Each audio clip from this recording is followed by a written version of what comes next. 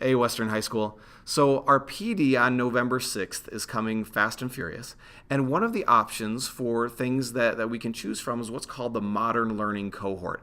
And one of the things that I'm finding is that we've sent a lot of information out, but there's still a lot of people with questions. They're not sure what blended learning is. They're not sure what the day is going to look like. They're not sure if this is just the right fit for them. So what I want to do here is just kind of go through what blended learning is, what the cohort is going to look like, and also what November 6th is going to look like. So that way you can kind of be informed and choose whether or not this is going to work for you. Now, here's the first thing. The biggest question that we're getting is, what is this whole thing about blended learning? Now, there's lots of different flavors. There's lots of different ways that you can look at blended learning. And if you were to look at my classroom and what other people are doing around the state, there's lots of different ways that you can do this. And that's a good thing, because what it lets you do is it lets you kind of fit this whole idea into the way you use your classroom.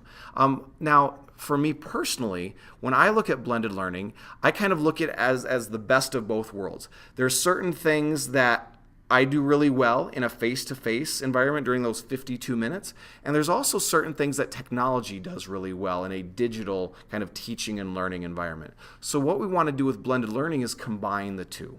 And like I mentioned before, there's lots of different ways that we can do this. For me personally, the way I use the whole idea of blended learning is I want to use the technology side to give students access to the content when they need it, at their pace, and kind of let them be able to kind of access that as needed.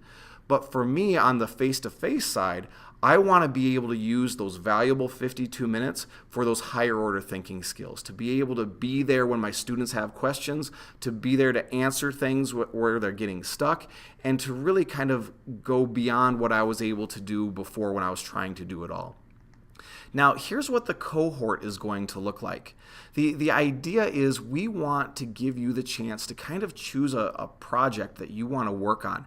And what we're seeing is, as we look at these projects and as we look at some of the options, there's a lot of tie-ins to the whole evaluation and the different colored sheets. And I think that we can kind of tie those together so that we're working on other things that are also being asked of us. Now, one of the things is, as you've chosen a project, something that it is you want to work on related to blended and modern learning, the research is telling us that in order for teachers to be able to use something effectively in class, they need to have a minimum of 14 hours.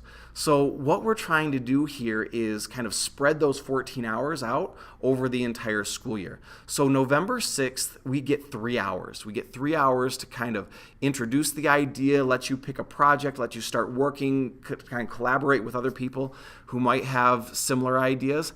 And then for the rest of the school year, what we would like is for people who are part of this cohort to commit to 1 to 2 hours a month of personal coaching, where we're looking at that project, we're trying to develop it, we're kind of working with other people within the cohort and giving you that support and time to work on those projects that are important to you. Now, here's what I think personally. There's so much going on, and it's really, this may work, this may not, and that's totally okay, whichever way you want to go. But what I've found is that if it's only going to be worth it if you're really looking at ways to kind of be more productive or more efficient or find kind of those deeper learning, because there is some upfront work on being able to make this happen in your classroom. So here's where I suggest we start. Pick a point of pain. What is something that's really bugging you right now? Whether it's a lesson or a unit or an idea or a concept or something that you're trying to have happen in your classroom, how can we focus on that? And let's make that our focus in our cohort rather than thinking you have to totally reinvent everything that happens in your classroom. So if you have questions, please let me know. I'd love to talk more, try to figure out if this works for you or not. Otherwise, I'll see you November 6th.